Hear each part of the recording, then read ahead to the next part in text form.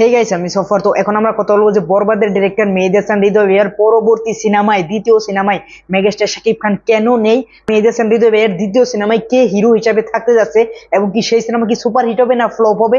তো এই সব বিষয়ে ডিসকাশন করব এই ভিডিওতে, এবং কি মেগাস্টার শাকিব খান কি কারণে নেই এই বিষয়েও ডিসকাশন করব। তো আমার সঙ্গেই থাকো। তো হে গাইস, আমি সফর।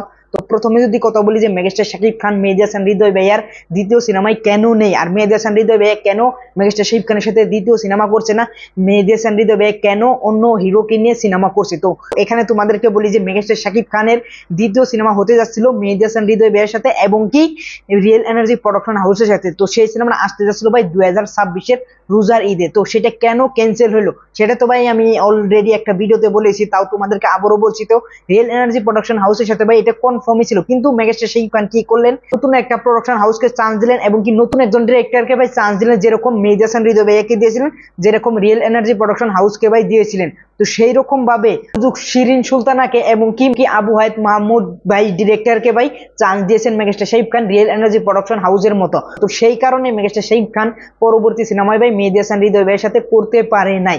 তো মেহেদী হাসান হৃদয় ভাইয়ের সাথে পরবর্তী সিনেমা এই কারণে মেগাস্টার শাকিব খান করতে পারে নাই, এবং কি মেহেদী হাসান হৃদয় ভাই তো বসে থাকার মানুষ না, কারণ সব মানুষই কাজ খুঁজে এবং কি সব মানুষই কাজ করতে চায়। রিয়েল এনার্জি প্রোডাকশন হাউসের মালকিন ভাই শারিন আক্তার শু ম্যাডাম বলেছিল যে বরবাদ যদি ইন্ডাস্ট্রি হিট বাই সুপার হিট বা ব্লকবাস্টার হয় তাহলে আমরা বছরে ভাই 2টা বা 3টা সিনেমা করব। তো তারও একটা প্রতিজ্ঞা ছিল, তো সেই প্রতিজ্ঞা রক্ষা করার জন্য তিনি ভাই একটা সিনেমা নিয়ে আসছে রোজার ঈদে। তো মেগাস্টার শাকিব খানের সাথে সেই সিনেমাটা ক্ল্যাশ হবে।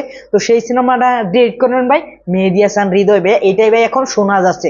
তো মেহেদী হাসান হৃদয় ভাই এই কারণেই মেগাস্টার শাকিব খানের সাথে কাজ করতে পারে না, আর মেগাস্টার শাকিব খান তাকে শিডিউল দেয় নাই, কারণ মেগাস্টার শাকিব খানকে নতুন একজন প্রযোজক এবং কি ডিরেক্টরকে ভাই চান্স দিয়েছেন। এখন যদি বলি যে মেগাস্টার শাকিব খানকে সারা যে সিনেমাটা বানাইতেছে মেহেদী হাসান হৃদয় ভাইয়া, তো এই সিনেমাটাই হিরো কে থাকতে পারে। তো এখন ভাই পুরোপুরি স্ট্রং রিউমার্স এবং কি দুজনের নাম এখানে ভাই উঠে আসছে। দুজনের নামের মধ্যে একজন হলো আরিফিন শুভ, আরেকজনের নাম হলো ভাই সিএম।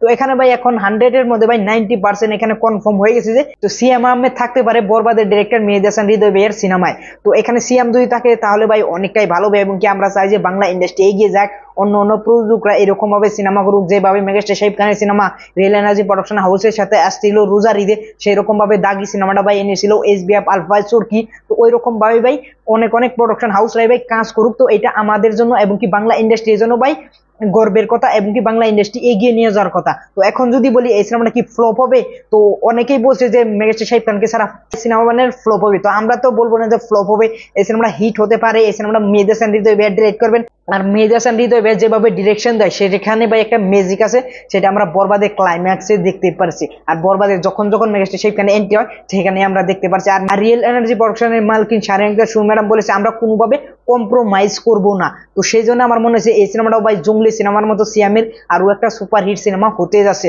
তো ওভারঅল এই সিনেমাটা তো ফ্লপ হবে না, এটা আমরা কামনা করি না। আর কামনা করি যে এই সিনেমাটা একটা ব্লকবাস্টার সিনেমা হয়, ব্লকবাস্টার সিনেমা হলে ভাই বাংলা ইন্ডাস্ট্রি এগিয়ে যাবে।